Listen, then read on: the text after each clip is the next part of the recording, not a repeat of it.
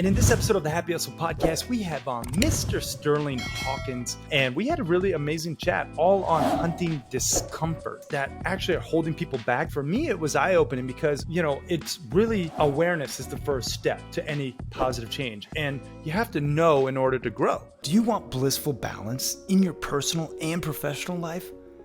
Great. What's up, guys? My name is Kerry Jack, and I want to help you happy hustle a life you love.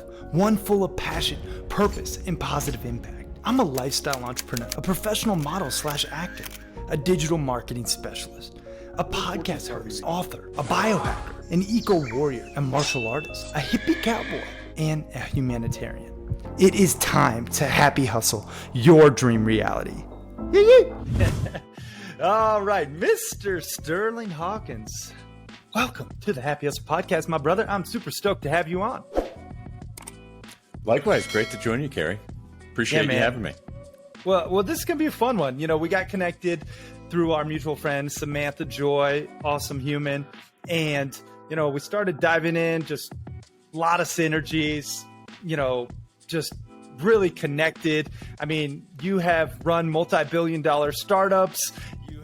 Invested in a ton of different entities. You're a serial entrepreneur. You're an international keynote speaker. You've been featured on Fast Company, the New York Times, Forbes. You got a book called Hunting Discomfort, which I'm really excited to talk about because you say there's 5 discomforts that are holding people back. And one specifically is holding back the happy hustlers out there listening. And we're going to get to the bottom of it today on this episode. So no matter what, we will.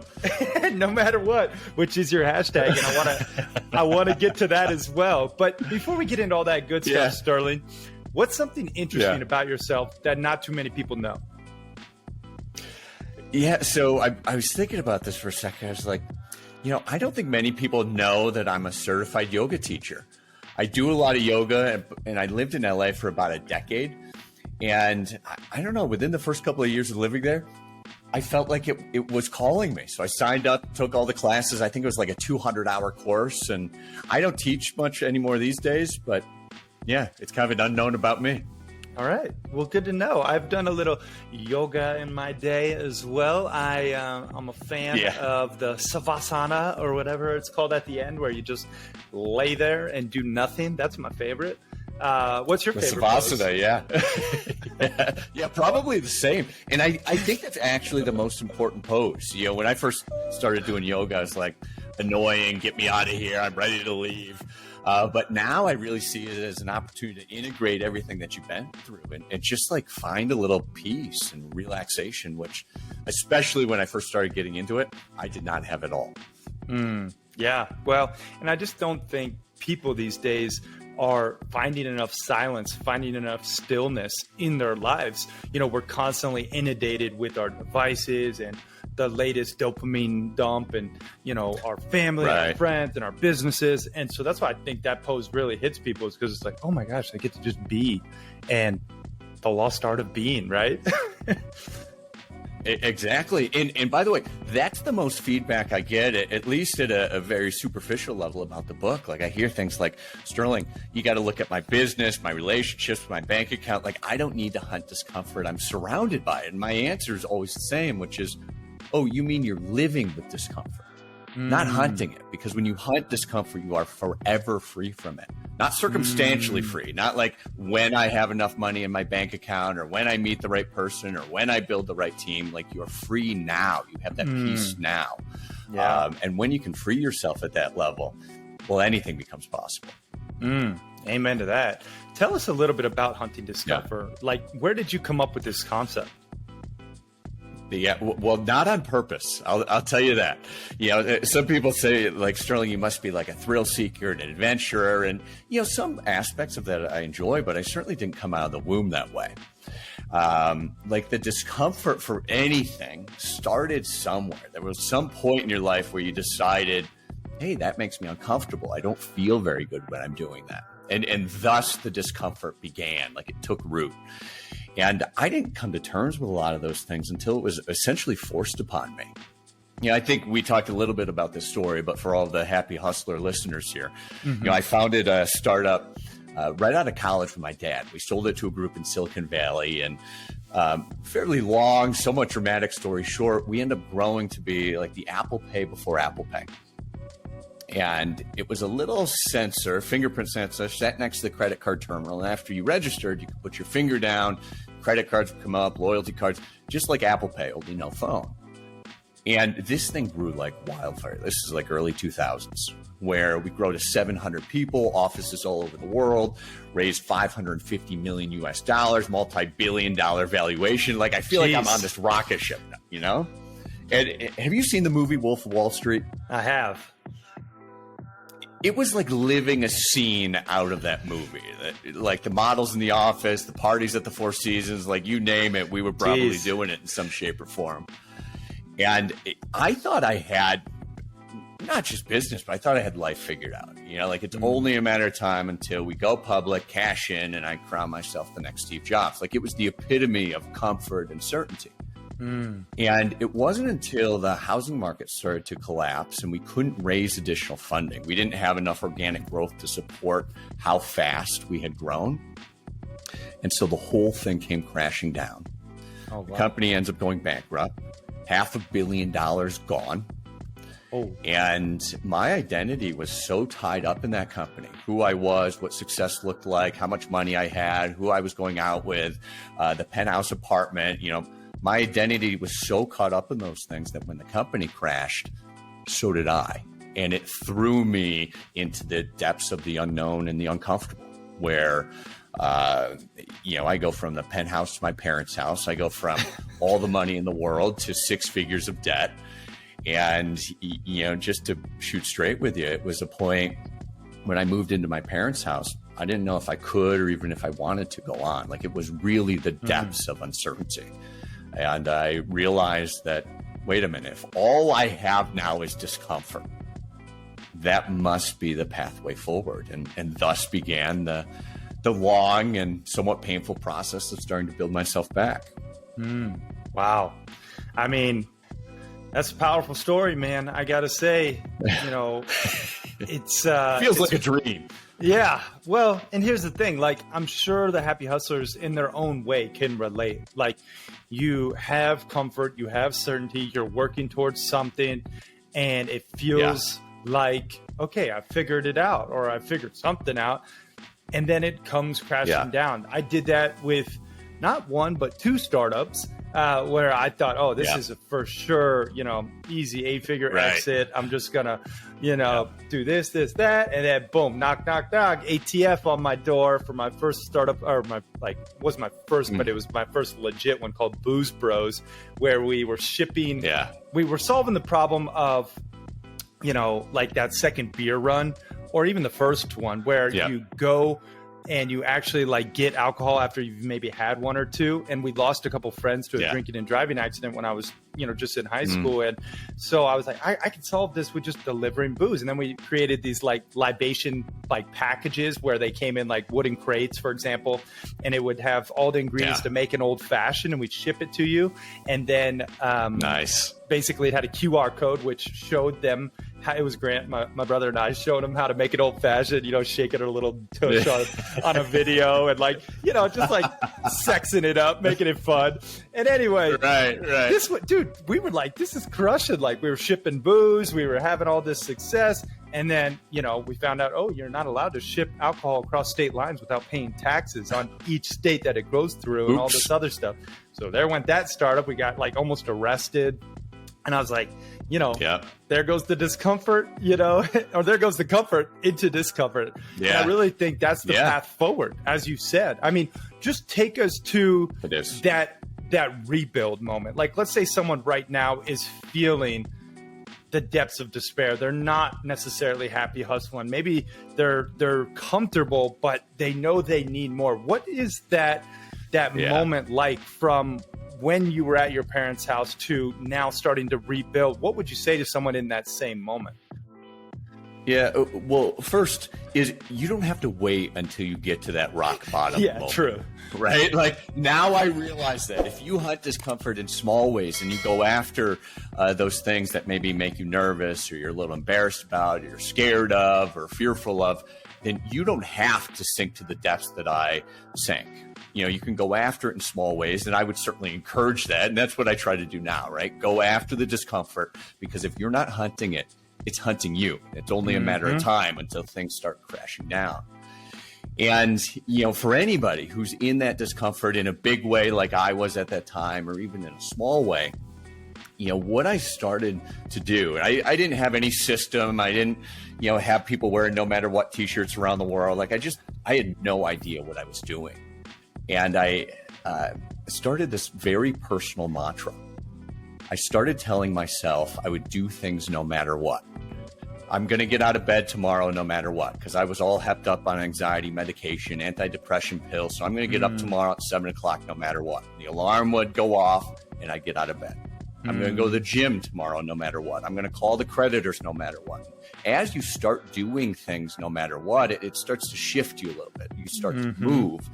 And I didn't know exactly where I was going. I didn't know how I was going to build myself back, but I did know it was going to be uncomfortable. And it was from something my mom said that I started taking that no matter what to the next level. And she said, have you ever heard the quote, "The way out is through"? Yes. It's a Robert Frost quote. To me, it's always my mom. When I hear it, it's like my mom's voice, and it came back to me, probably because I was living at her house at the time. And to me, it meant go through the uncomfortable, go through the hard things, go through those things you're avoiding, and what you're looking for is on the other side. And again, I think that goes for everybody, big ways or small ways. And what scared me the most back then, believe it or not, given what I do today, was speaking in public. I would rather be in the coffin than giving the eulogy at any level. If they were like, "Sterling, do you want to be up on a stage in front of 10 people? You want to be in the ground?" I'd be like, "Put me in the ground right now. Like I'm done. I'm out," And reflecting on it was because I saw myself as a failure. You had blown all this money, or you were part of blowing all this money. You weren't good enough. There was something inside of you that felt a lack and a discomfort. And so literally standing up in front of people was the worst thing in the world. And right then there was this ding in my email box, and it was just a junk mail for a conference in Singapore. I was like, "All right, Mom, if the way out's through, let's go. I'm doing this thing no matter what." And I set all the medications aside, and I hit reply on that email, and I said, "Why don't you have me speak, Beth Sterling?" I still have the email, by the way. and it was kind of a game to me at first, because I was in all this debt, living at my parents' house, no girlfriend, everything. I didn't have anything to lose. So I end up talking to the conference director and negotiate to be not a speaker at the event, but the keynote speaker of their conference. Oh my goodness. And dude, it didn't land with me till he sent the legal agreement to me. And I'm like, "What are you doing, Sterling? You've got a huge failure on your resume. You don't know what you're going to say, and you're terrified to do it." And so for everybody that's in one of those moments, again, in big ways or small ways, I suggest you do this, which is what I did at that point, which is I signed the agreement and I sent it back before all that self-doubt could stop me. When you find a way to make a commitment bigger than your own discomfort, it calls you through it. It's kind of that thing that gives you the push to get to the other side. Does that make sense? Yeah, for sure, man. I mean, I always think of, my own personal stories of like the best things I've ever done were not comfortable. Yeah. And truly, that's usually where the magic happens, whether it's, deciding I folded my tech startup. We had a lot of great success in New York City. This wasn't the Booze Bros one. This was, the one after that. Right. We were having really great success, and we had this 5-figure or 5 year exit planned, and we had VC investors and all this stuff lined up, deals with Microsoft and IBM, and then we just knew in our heart we couldn't do it. We couldn't take the money. We couldn't take these deals. We had to. We were so burnt out, and that's when I moved to Bangkok, Thailand, and it was very uncomfortable, but it was also exciting. There's something exciting about discomfort. It's like, you just don't know what's going to happen. Yeah, well, it breaks the status quo. I mean, most people, myself included, especially in these days, live a life that's like a little better and a little worse. It's a little better and it's a little worse. And until you're, brave enough, courageous enough to like step into the depths of the unknown, the depths of discomfort, like you did when you stepped out of the startup and moved to Singapore, you can't confront the things to get you Thailand, to the next level. Yeah. Right. Yeah. All right. Bye, Singapore. You're in Bangkok. Yeah, there you go. Probably had more fun than I did. I would probably agree. Right. Yeah, it was. Well, let me ask you. Like at that point, did you have people around you that were kind of supporting you and helping you, or was it totally solo? Oh no. Yeah, I was there, basically solo. I had 2 friends that flew over for 2 weeks, but I had, I was there almost a year, basically solo. So, I made friends, the expats. But when you did that first speaking gig, did you get paid? I'm just curious. Yeah, did. I got paid a fair bit of money. Yeah, get this. Awesome. Like, it was so much a game for me. Like, I didn't believe it was real in a way. Like, it was kind of I was living a nightmare. So I was like, what do I have to lose? He gave me a fee. Oh my and I goodness. doubled it. I'm like, I'd like to get paid this. And he didn't pay me that, by the way. We met in the middle somewhere. But he's flying me first class to Singapore. It was insane. Heck yeah. And by the way, I recruited my sister. She was right out of Georgetown grad as a marketing degree. And I said, listen, I don't know what I'm doing. I'm clearly like in the depths of it here. 10 years older than her, by the way.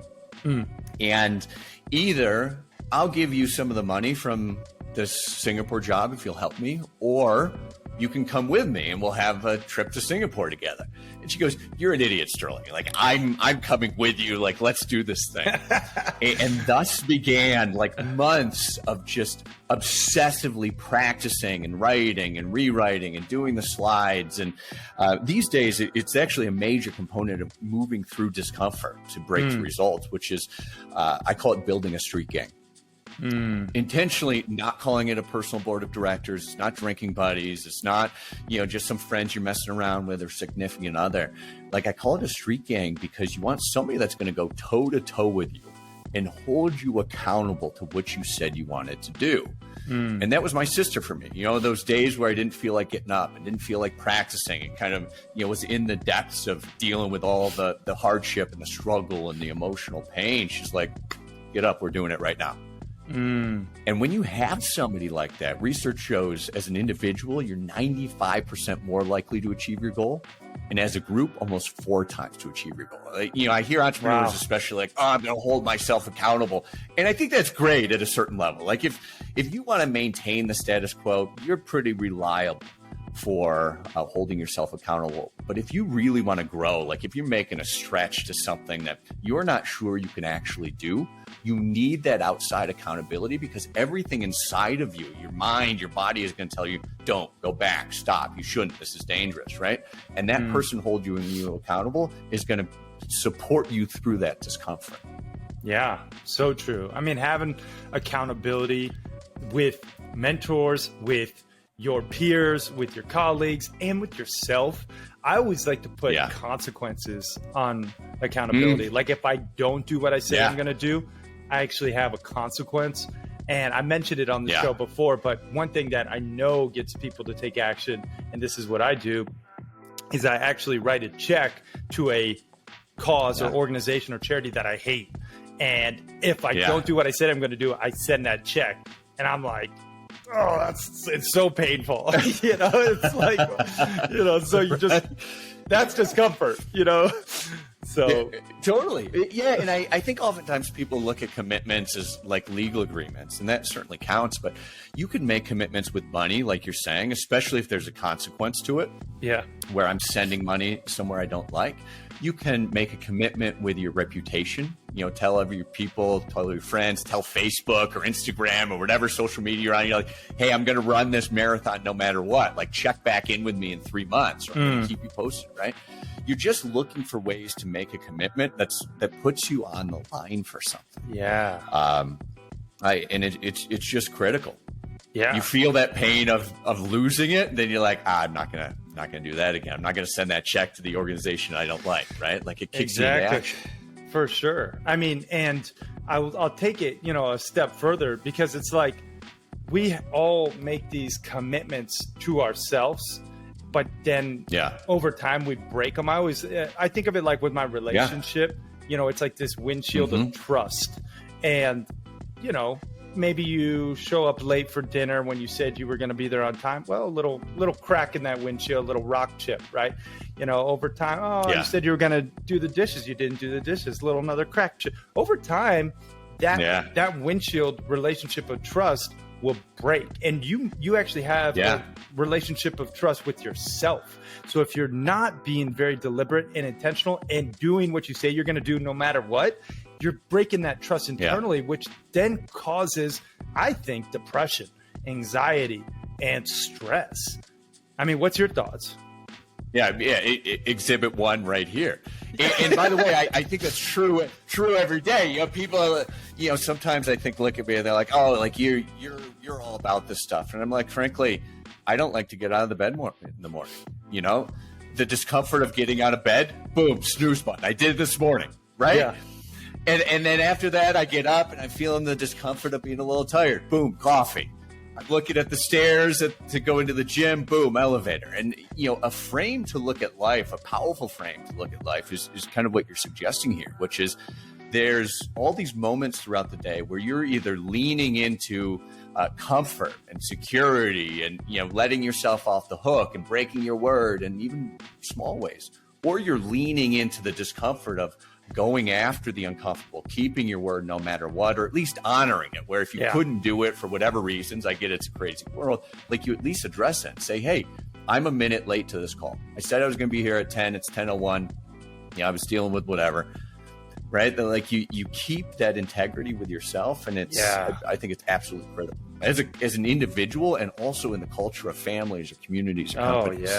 That's one of my favorite words, truly, balance and integrity.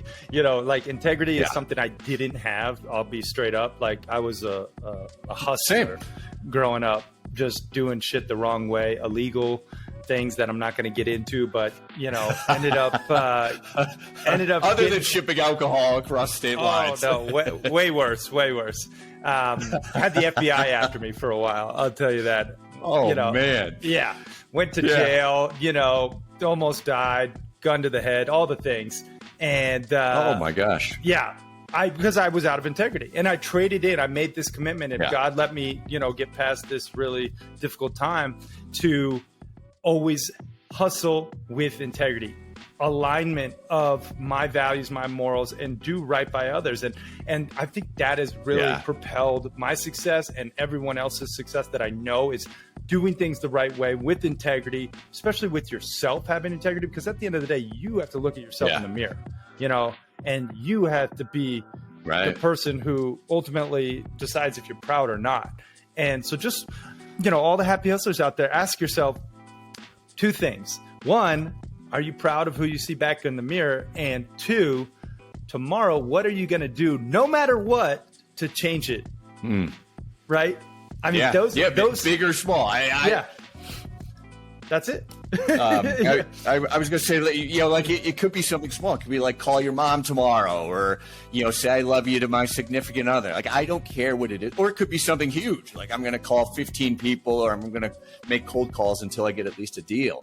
But having that one thing you're doing no matter what, I think is critical. And something else you said I think is really important is the let me frame it like this. You say, you had this conversation with God. I think there's a surrendering to something greater that's absolutely necessary. And when I say surrender, I'm not talking about order a pizza, sit on the couch and watch Netflix. Although, there's time and place for that. I've done that plenty of times. Oh, I did that last night. Right. I'm all for it. I love pizza. I love Netflix. Like I'm there, man.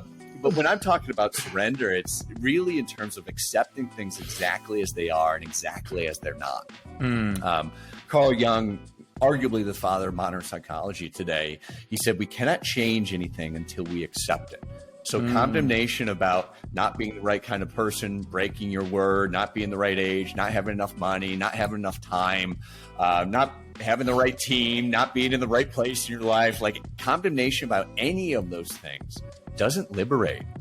It oppresses, and it makes it very hard to do much else. And I found through working with a lot of people and teams and companies going through discomfort, it's always darkest before it's dawn. Like you feel the most discomfort right before you break through it. And just to, bring it back to my personal story, weeks leading up to that Singapore talk, I can't sleep. I'm having panic attacks. I don't want to eat. And everything in me, Carrie, is like, I hope they call me and cancel it, or something happens with the flights, right? Like I want things to get in my way so I don't have to do it. I want to let myself off the hook, and I can't because I signed the legal agreement. Yeah. And in that process, I didn't realize it then, but now looking back on it, I had to surrender. I had to surrender to things like the fact that I could totally bomb. Not like could, but that's a very real possibility. I had to surrender the embarrassment of feeling like a failure, or the inadequacy of feeling like I didn't fit in, and giving those things up. And I think better yet, giving them up to a higher power, whatever you believe in, God, spirit, the earth, like I don't care, but giving it up to something greater makes it a little more manageable, frees you to be able to do whatever it is that you want to do. So true. I love that. Have you read the book, The Surrender Experiment? Yes, love that book. Mickey Singer. Yeah. So Mickey, he was a personal Michael mentor. Singer, yes? Well, they call him Mickey. Well, I know Mickey. Oh. So nice. he actually is a personal mentor of my brother. My brother went to University of Florida, and he spent 4 years like going to the Temple of the Universe meditating. So I would go there and meditate and learn from him. But he says, something that is just like so profound. But it's like you look at every situation and you could surrender and flow through it. And you look at it as, is this happening to me or is this happening for me? Right. And it's like, your story of like having this multi-billion-dollar entity go to zero, like that happened for you to then hunt discomfort in other areas of life, to then help, inspire other people and to, push past the adversity in their life. And it's like, I always look at stuff that I did as it happened for me, and I'm stronger because of it. And everyone out there listening, all the happy hustlers, that's the damn truth for you too. So look at those adversities, know that it happened for you. And now moving forward, it's time to hunt discomfort again and continue to push the boundaries. And that's where the growth happens. And one thing I do want to get into, Sterling, is these 5 discomforts that hold people back, because I think it's really important for people to actually not just take, what you and I are chatting about here, but like implement it in their own life. And that's where I get the most value from, content. Is like, okay, I acquired something cool, this knowledge, but then I implemented it. That's when my life really shifts. So let's go through these 5 discomforts that hold people back. Yeah. So the first is the discomfort of seeing, let's call it an alternative reality. Not that you're wrong, but being willing to open yourself up to something else being right. And I mean that in 3 main categories. What you believe, the beliefs you have about yourself, your personality, what you're capable of, what your circumstances mean about you. The second is what you believe about others, individuals, maybe a significant other, business partner, your team, or groups of people like this company or this category or this political party. And then finally, your beliefs about the world and how it works. And when you go through the discomfort, I do mean the discomfort of looking at, what within those 3 categories, what beliefs do I have about myself, others, or the world that might be wrong, or something else might be right. I think that's the first step to kind of shifting the lens of belief. Guys, I want to take a few moments to tell you about my latest discovery. Now, I'll tell you, this is one of the hottest, super nutrient-packed products that I have found to boost my brain and overall well-being on the market. First of all, let me tell you a little bit about my experience. As soon as I tried this product, I became a super fan of it because I was just blown away with the immediate results. I felt more focused, my mind was clear, and I actually increased my mental performance. Not to mention, it just became a part of my go-to routine for boosting my productivity, increasing my immune support, and even glowing in healthier skin. Yes, I said it. I care about my skin quality. So this product was actually developed after long years of research by one of the most advanced brain chemists and formulators today.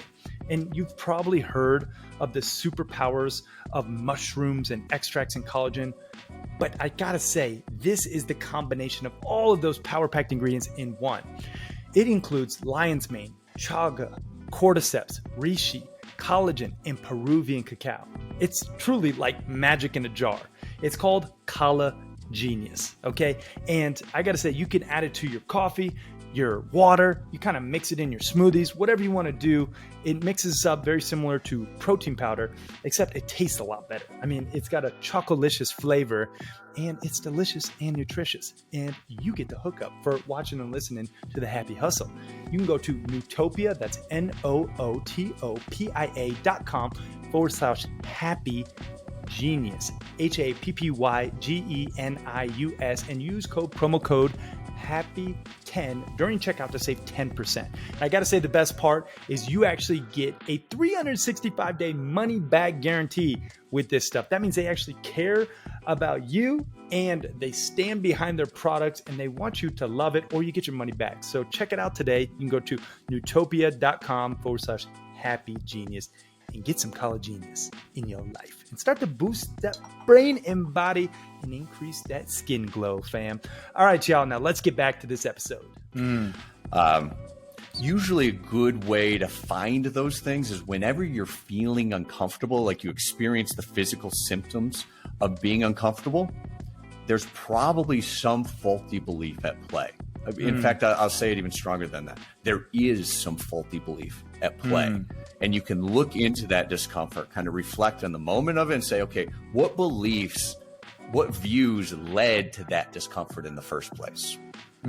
So the first one technically is, our alternative reality. Like you kind of tell yourself a story and then it becomes part of this toxic loop. And then you succumb to that as truth, even though it's, deep down in your soul, it's not, right? Did I get that? Exactly. Right. And to spend the time, and it does take a little bit of time, especially to get to some of those more like axiomatic or core beliefs. To say, one, you've got to find them, and two, you've got to be willing to give that up, which hurts. Especially if you've been living 30 years a certain way, to say, hey, I've been living my life true to that thing for that long. It's produced these results I don't like, and it's my fault. Has always been. It hurts, but it's critical. Oh, so true. I can think of like just, someone who had a bad breakup, or a divorce even. And it's like, you just blame that person for all of your ailments for like 30 years. You're like, oh, but if it wasn't for this relationship, I would be on a different trajectory. It's like, no, you got to take accountability for your own reality. And that is like the biggest thing I want all the happy hustlers to just take away from this first discomfort is like, take accountability and change your story, and then you'll change your destiny. So love it. What's the second one? Yeah. So the second piece is something that I know all too well is self-doubt. Right? That little voice in your head that says, I can't, I shouldn't, I won't, or I could, I might. It's that self-doubt that's holding you back from a lot of things. And to be clear, self-doubt itself is not bad. It's really telling you what's important to you, at least in some way. It's when it stops you that it becomes a discomfort that's limiting any progress. And kind of the antidote to that, and we talked about it a little bit, is commitment. Right? I would say getting a tattoo, not a literal tattoo, but commit in a way where there's no going back, where you commit with money, time, resources, legal agreements. Like, I don't care. But when you've got that commitment, it's going to move you through that self-doubt. And when, like we've been talking about a little bit, you do at least one thing a day, no matter what, or you do anything, no matter what, you start to build that belief in yourself, and that self-doubt stopping you becomes less and less and less over time. Commitment. I love it. Everyone go get tattoos of what you're going to do tomorrow, no matter what. Yeah. Wait, at first I was like, it's kind of a cool way to say it. I've heard people go out and literally get the tattoos of businesses on themselves. This one guy, his name's Emmanuel, he lives outside of New York City, and beginning of the pandemic, he lost his job and he had just gotten married. And so he's like thrown into that discomfort of the unknown. And he's like, man, I got to make money. I got to take care of my wife. I got to pay for this place to live. And out walking one day, he literally walks into a tattoo shop and gets the business he started. It's called Left Spire on, I think it's his right bicep. And not like a little thing. It's like his entire bicep. And, I know him during this time, and we're talking, and man, he dealt with discomfort in a big way. Like, I can't tell you how many times, like, he wanted to get a job, he wanted to quit, but he just kept going after it and going after it. And whenever he forgot or he wanted to cave, he looked at his literal tattoo. That's awesome. He just texted me a couple of months ago. The business he started is now an 8-figure business. Wow. Like, commitment is the way. It's going to be hard, but it is the way. Yeah. Fun fact. I actually have the Happy Hustle smiley face tattooed on my right ankle, and I got it in Bali before I even started the company. So it was just like, you know what? Sometimes in life you get punched in the eye, but you got the choice to just smile through it and be happy. And I was like, I'm going to get this tattoo. And I just drew this little red X over a smiley face. And then it became the logo of the Happy Hustle. And it is a great reminder. So anyway, you don't have to get tattoos, but just make sure you overcome that self-doubt, fam, with commitment. Now let's go on to the third one, man. That's right. Number 3 is the fear of exposure. And this is some of the things I was sharing about myself, where I felt like people would see me as inadequate, see me as the failure that I felt like I was. Not that I was by, facts and in the world of physics, but I felt like a failure. And that was true to me.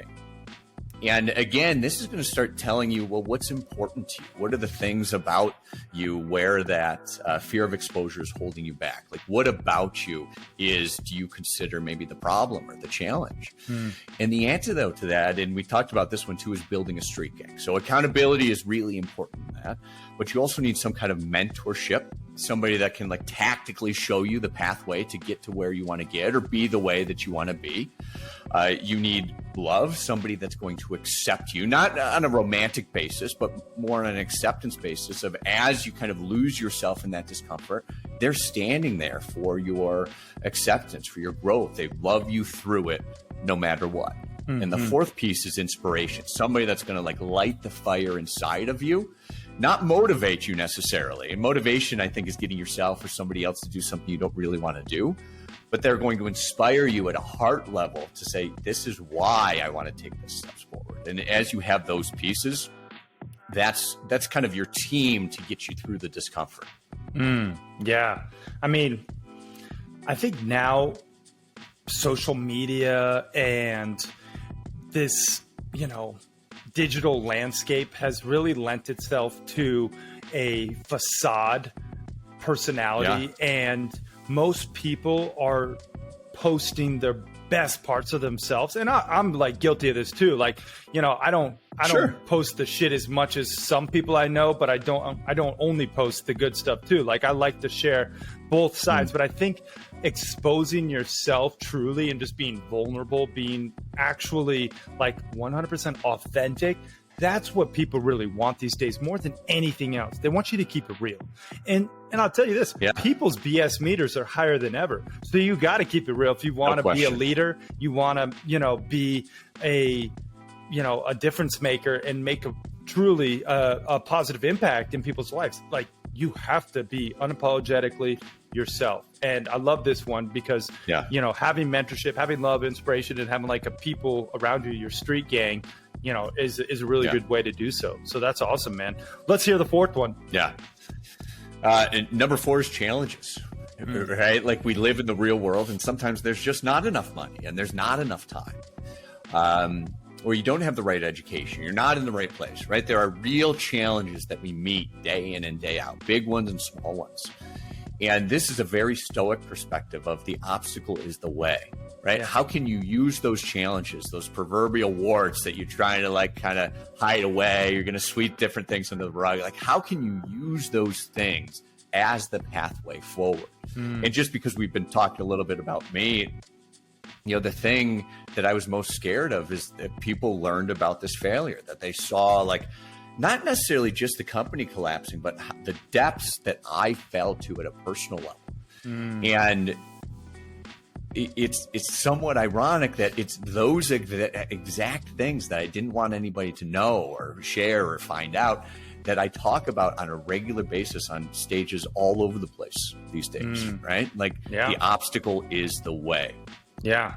I mean, those are truly the most impactful stories as well. You know, like I know Hormozi talks about like, and rather than saying how to, say how I went through this challenge. You know, how I made 25K yesterday, right? How I, whatever, like whatever it is, it's like people want to know how you did it, not how to, because that's impersonal and that's not really sharing the truth of your challenges. And I think there's something to just living by that philosophy, like the obstacle is the way, go through it. And, you know, happy hustle, yes, in the journey, like find joy throughout it, but know that adversity is going to strike. Like, it's inevitable, and you just have the choice to choose your perspective on that adversity, knowing that the challenge will make you stronger ultimately, you know? Yeah. And to your point earlier, I think it's really easy to pay lip service to that and all these things, right? Because it's all over social media. It's all over these articles like positive thinking, growth mindset. Yeah. Like most everybody these days that has any access to kind of the modern world can pay lip service to all of these things and tell you how growth works. But it doesn't matter. It doesn't matter until you start to internalize and actually practice those things on yourself. I mean, think about like a basketball game. Everybody can look at it and everybody's like, oh, you could have made that pass better. You should have shot the ball over there. How did you miss that shot? Like, that's easy. But it's the people that are on the court playing that make the difference. And that's the step we've got to take. Yeah, so true. Can we roll into the fifth step? Yeah, man, bring it home with the fifth one. Yeah, so the fifth discomfort, I think of it as like the discomfort that rules them all, which is the discomfort of the unknown and the uncertain. And oftentimes for many of us these days, it kind of rears its head in different ways. We've got pandemic fallout, or you've got tech disruption in your sector, or you've got supply chain issues, or you're worried about a war in Europe. Right there's this almost universal instability that is like, wow, there's some unknowns here. But if you step back from it, the truth is that tomorrow is always uncertain. It's not guaranteed to any of us at any level. Yeah. Right. And it takes something to confront that with a full heart to say, yeah, I don't know what tomorrow will bring, but I'm going to surrender myself to it. And we talked about that too. And that's the antidote to it. Paul Tillich, the German-American philosopher and theologian, I don't know if you've ever read any of his work, but he talks about like two human concerns being things that we pay attention to. You know, the first are finite goals. And these are things like making enough money, buying a house, expanding in certain ways, hiring this many people, right? Finite in terms that you can see it. And he says, you know, that distracts us almost all the time. We're always concerned with those things. What we need, and really more important to us at a human level, especially when we talk about, you know, looking back on our lives and deathbed regrets, what's more important to us are what he calls ultimate concerns, things that ironically, no matter what happens in the world, can never be taken away from you. Things like love, joy, gratitude, and peace. And when you surrender yourself to those kinds of feelings, you open yourself to those things in the face of the unknown or any discomfort, it transforms anything standing in your way. So not only is that the pathway to maybe more money and time better spent, but to more joy, happiness, and fulfillment as well. Yeah. Wow. Powerful. And I know you have a quiz that the Happy Hustlers can actually take to figure out which one of these five discomforts is actually holding them back. And I just took the quiz before we rocked the mic, and mine was actually uncertainty, which is, you know, interesting how you explained it with the finite and the ultimate, you know, concerns, like those two different categories, because there is always uncertainty. And I'll tell you this, like, I almost died in April from carbon monoxide poisoning. I passed out unconscious. Like, Oh my my head gosh. was gashed open. My dog actually saved my life and woke me up from a leaky heating pipe. Wow. My sister almost died as well. She was in the house, and my brother. And anyway, that really put life in perspective. And I've almost died a couple of times just from pushing the envelope, living hard and fast. But I'm with you in some degree. yeah, but that was just one of those things. It's like, are you kidding me? Like, I literally almost died. I had like 16.9% carbon monoxide in my blood. The lethal dose was 20, so it's like I was very close. And that was like an hour and a half, 2 hours after I got out of the house. So it dissipated. So I'm sure I was even closer. Whoa. But anyway, the point is, like, uncertainty is going to hit us all. And, these discomforts are holding us back from our greatest expression of ourselves. And I highly recommend everyone actually take the damn quiz and figure out which one's holding you back. I want to repeat them real quick. So you got the alternative reality, the self-doubt, fear of exposure, challenges, and uncertainty. And for the happy hustlers, where can they go to take this quiz and actually just learn more about you and Hunting Discomfort as well, and get your book as well? Yeah, for sure. So all of it you can find at huntingdiscomfort.com. And by the way, the quiz doesn't cost anything. It's 15 questions. It'll take you 3-5 minutes, something like that. And not only will it illuminate the discomfort that's standing in your way, and trust me, oftentimes it's not what you think, because if you know it already, oftentimes you'll do something about it. Yeah. It's usually much more subtle. It's deeper than that. So it'll start to uncover that. And just as important, give you a pathway forward with some tactical things of what you can do about it. And again, huntingdiscomfort.com has all of that, and you can find everything about me there as well. Yeah. Check it out, guys. Huntingdiscomfort.com. Pick up a copy of his book. Take the quiz at the minimum and just see where, you are, like, actually being held back by your discomforts. And I really think, this concept, you got something special here, because we all can resonate with one, if not all, of the 5 in some capacity. You know what I mean? But it's like there's one that's more dominant than the other. So it behooves you all to actually do the due diligence. And I always say the first step to any change is awareness, like really identifying. Same thing with mine. Like, I have a quiz, the happy hustlers know our assessment to really figure out where they're out of balance in their lives. Like, that's the first step. Identify which of the 10 alignments you're really lacking the most in, because that's how you can prioritize change accordingly. So take the quiz, huntingdiscomfort.com. This is awesome, Sterling. I do want to put you through a couple of the more traditional questions that I like to ask my guests. First and foremost, we talk about health, because I think in order to happy hustle and hunt discomfort in any capacity, you need to have your health, right? Do you have a happy hustle hack, maybe a tip, a tool, a tactic, something that you do that is maybe a little unique that you can share with the happy hustlers in regards to health? Yeah. So, one, and this, I'm sure everybody says this, is I get at least one good workout in every day. Could be yoga, could be weightlifting, could be cardio, could be boxing, but something. Sex, right? Like, I don't care. Get the cardio going. Do something that, like, gets you active and in your body. And something I've been doing more recently, and this is grounded on a whole bunch of research and having spent far too many hours and too much money on growth courses in just about every category you can think of, is I sit down every morning for 15 minutes. And I spend 5 minutes kind of calling on moments of courage where I felt really powerful. Not in the abstract, but can I feel the feelings that I feel when I'm feeling courageous or brave?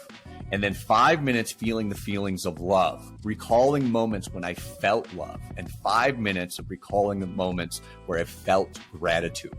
And that has transformed my days. I typically try to do it early, but it gets me in my body, kind of flexes my emotions to some degree, and leaves me really happy to do all the things that I have to do that day. I mean, I feel like I'm happy hustler hacking already, and we've just met.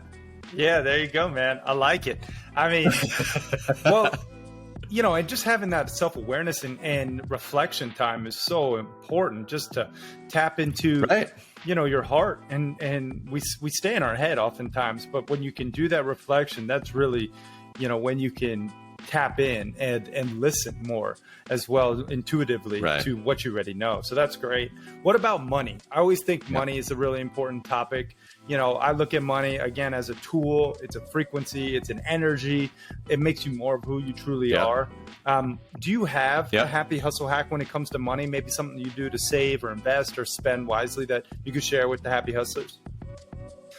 Ask for it. and I mean that literally. One of the key things that I did without even knowing it back when I was talking to the conference director in Singapore is I said, "What's your budget?" And he gave me a number. Right. And I know now there's all too many conferences that'll have people speak for free and in some cases demand people speak for free, but ask for money, especially if you feel a little bit nervous. I see a lot of, especially early stage entrepreneurs where they're worried or scared to ask for the sale. And it's amazing to me. You have conversations like, let's unpack why we're not closing as many deals as we want to. And oftentimes it boils down to nobody directly asks the question. So when you can ask for money, that's kind of my hack for it.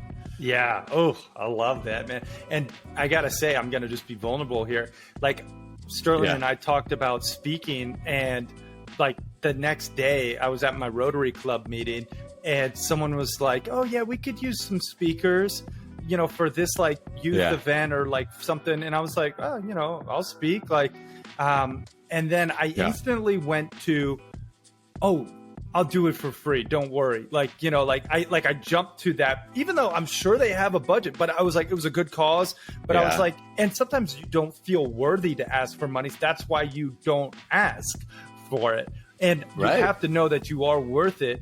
And if you're not worth it, then maybe you can pay your dues and like build up to a point where you are. But like, that was just an internal reflection. Now that you say that, I'm like, oh, why did I say that? I know I'm going to add an extreme amount of value, and I know that I am worth it. And my speaking fee is normally this. Why would I say I do it for free? Well, so it's just like, be deliberate, ask for money, ask for the sale, and add value. You know, I always like to use the word like 3X. Like, if you know that you can 3X whatever investment they're going to make with the value you're going to deliver, you are doing yourself and the prospect a disservice by not asking for the money. So that's great there. There's no question. And one last thing about that is that oftentimes I see people using paying their dues as an excuse for not asking for money. Like, oh, I just need to spend 3 years just kind of grinding my startup, so we're going to do it for cheap or free. And it's like, no, you don't. Like, you just don't. You know, the first time I got on stage, I got paid money for it.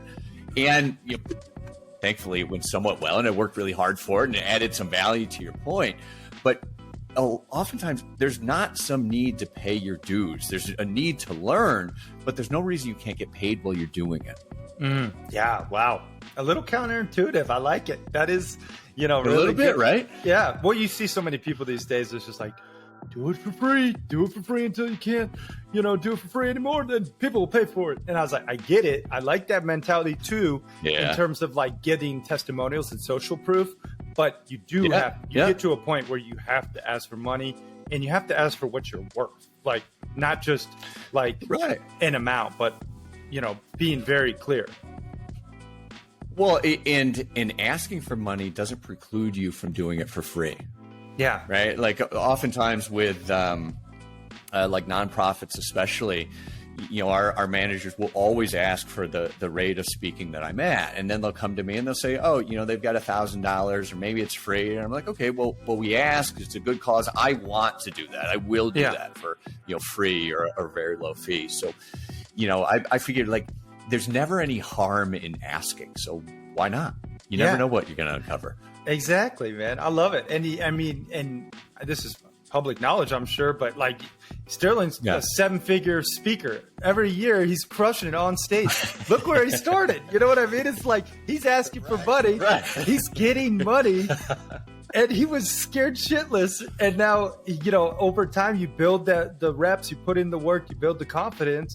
And now, you know, you can ask for what you're worth and beyond because you know you're delivering value. So I know we stayed here a little bit longer, but I love talking money, and I think it's really important, your point. And it's so brilliant in its wisdom and simplicity. So ask people.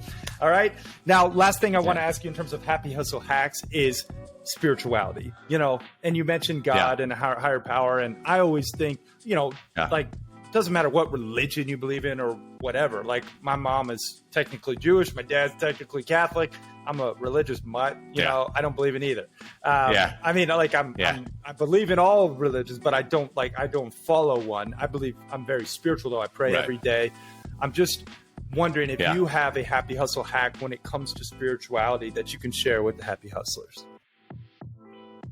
Yeah, I think it's practice it. I think, the idea of spirituality and believing in God is fine. To your point, whether it's a particular religion or something that you pieced together or discovered yourself, it doesn't matter. But the knowledge of it really doesn't do much for you. I think the power is when you actually get into prayer or meditation or whatever it is for you, when you're changing your state.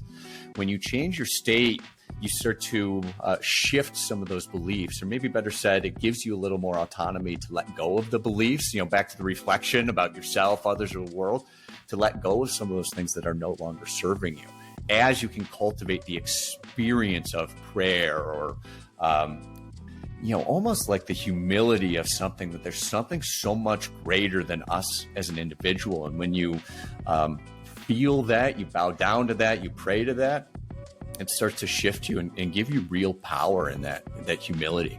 Yeah. Ooh, I love that. I always ask, God for me to just be the conduit of his message and just listen. Like I'm listening, and just like, shut up, just listen, and then practice, right. Do the work, like have your prayer time, read your, whatever book, is it the Bible, is it the Torah, whatever you want to read. But like, do the work when it comes to spirituality and connect, because that there's a reason, like, all of the highest performing people, at least I don't want to say all, but most of the highest performing people, like, give glory to God, like in some way, shape, or form. You know what I mean? Like, you hear all the athletes, or I don't want to say all, but most, that's who they thank first. Right. So anyway, something to be said. Yeah. Well, and I think it's about, like, putting yourself in the flow. Yeah. Right. I do the best that I can to not take responsibility for anything. If somebody compliments me on my book, I'm very gracious. Thank you. But look at this huge team behind me that really is the reason for that success. Or, thank God for this, or thank my mom for that. Right. As much as I can take myself out of, like, being the stopping point, I think it keeps you in that flow, keeps you in the gratitude, keeps you connected to God. And that's where things happen. Right. That's, I think, where you build a lot of momentum. Yep. I always say, keep me hungry and humble, like, that's, I just think, a really important part. But, like, the humility piece, no one wants to be around, like, a boaster with like a, big dick ego. It's like, get the hell out of here. It's like, like, that's what I look at. Facade. Dude, people who tell me that they're self-made, or tell the world or internet, I just laugh. I'm like, you are not fucking self-made. You actually are standing on the shoulders of giants. You are learning from others. You are growing from other people's wisdom far faster. Like, no one is self-made. Everyone had some type of influence and mentorship. And I don't know, that's my rant, but that's how I feel. It's just like, you have to give credit and glory to, your environment and God and others around you. So anyway, that's great, man. This was awesome. This, these happy hustle hacks. I do want to put you through the rapid fire round real quick, and then we'll wrap this interview up. So this is kind of where I ask you just random things, and you answer honestly, first thing that comes to mind. Are you ready, Sterling? I'm ready. Let's do it. Okay. Favorite food? Go. Lobster. Favorite movie? Or pizza. Nice. Pizza I love too. Lobster, you bougie over there. I like it. I know. It's like this mix of lobster and pizza, like expensive and cheap. Like, I'm in for both. I like it. Your favorite movie? Ocean's 11 was the movie. Okay. Favorite book? Catcher in the Rye, J.D. Salinger. Nice. Favorite workout? Yoga. What's your spirit animal? Spirit animal? Man, I don't know. First thing that came to mind. I would hawk. I got to go hawk. Best business advice? do the thing you think you can't. 3 things you're most grateful for. My family, my community, and having the opportunity to spend time doing exactly what I love, just like this. Heck yeah. And if you had a billboard for the world to see with your last piece of content on it, what does that billboard read? Yeah. No matter what. Oh, figured. I love that. Crush that rapid fire. I'm like, it's behind me. I know. I love it. I love it, man. Well, dude, this has been awesome, Sterling. I just want to take a moment to acknowledge you, brother, for sharing your love, your light, your wisdom, and, your inspiring story of just hunting discomfort and showing up, just spreading this truth and helping others do what they say they're going to do no matter what. Like, this is a powerful movement. I hope everyone gets behind. And I just want to say thank you, man. Thank you. Appreciate it. I can't thank you enough for having me on. It's been a blast. And thanks to everybody that joined us as well. Yeah. Now, I do want to just give you an opportunity to give a final call to action to all the happy hustlers out there, and go ahead and mention the best place for people to connect with you online as well. Yeah. So again, I'd send everybody to huntingdiscomfort.com. You can see all about my speaking, my work there. And, what I'd invite people to do is create their own no matter what. You can see from the community what folks are up to, the things that they're doing in their health and their business, with their money, with their relationships. And if you're so moved, you can add in what you're up to as well. We'd love to have you. Oh, so cool. And where can they add in? Is that at huntingdiscomfort.com, or is it like a Facebook group, or? No, if you go to huntingdiscomfort.com, there's a menu there, and you can check out. It'll say no matter what community. You can join that. It'll say, learn about hunting discomfort and the no matter what movement. You'll see people doing that. So from that URL, you can find just about anything. And by the way, if you have trouble finding anything, just drop me an email, sterling@sterlinghawkins.com. Love it. Awesome, Sterling. Now, final question, brother. What does happy hustling mean to you? Well, it means getting up every day and doing the thing that you have to do, the thing that makes the difference. And, just to reference back to our discussion, surrendering to the greater joy and the happiness and the gratitude that you have the opportunity to do it. Oh, love it. Mic drop. Sterling Hawkins, y'all. Thanks for watching and listening. Gary. We are out. Peace and love, y'all.